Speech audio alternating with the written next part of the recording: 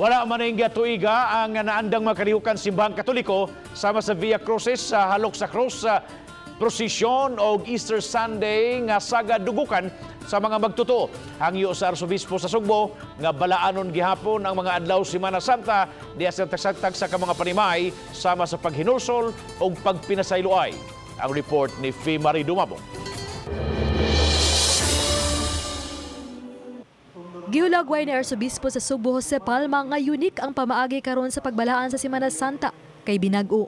Ug iyang gipasaligan ng mga naa sa panimay nga nagsunod sa mga live streaming sa social media, sa radyo ug telebisyon sa mga relihiyosong kalihukan nga makadawat og panalangin kung kinasing-kasing man nga gasunod niini. Nakaparticipate gihapon sa mahinungdanon nga pamaagi. So kaninyo tanan nga bahin sa atong selebrasyon daghan kayong salamat. Matod pa ni Pope, ayaw ka mo pag-una-una nga tungod kay wa ka mo diha physically nagkulang mo sa paghimaya. Ang 7 palabras sa Cebu Archdiocese inyong makita dinhi sa GMA Regional TV karong Biyernes Santo.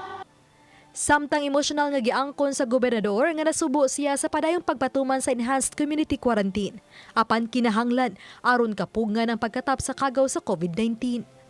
Di lalim ni atong giatubang nya naghuna-una sad ko daghan kaayong nagantus karon, daghan kaayong nawad-an og trabaho. Lisod mong pod og ang kinabuhi na mawala kay dili naman ha mabalik. O giangkon niya nga karong panahon ang ngayon lang ang mga pag-ampo o gihangad ang tanan sa kahitasan aron makalikay ang Sugbo ug ang nasod gikan sa makamatay nga balatian. Magkadilain ang uban mas naglisod. Matabangan lang gihapon sa Dios nga makagagahom o makakuha lang gihapon o igong kusog nga makigbisog ni ining atong giatubang. Gawas sa mga pag-ampo pahinungod alang sa mga frontliners sama sa mga nurse, doktor, kapulisan, militar ug uban pa. Mihatag usab og espesyal nga panalangin ang Arsobispo alang sa mga sakop sa media nga padayong mihatod sa matuod nga balita taliwa sa hulga sa kagaw sa COVID-19. Coronavirus, that they will be given the strength, the zeal, the stamina.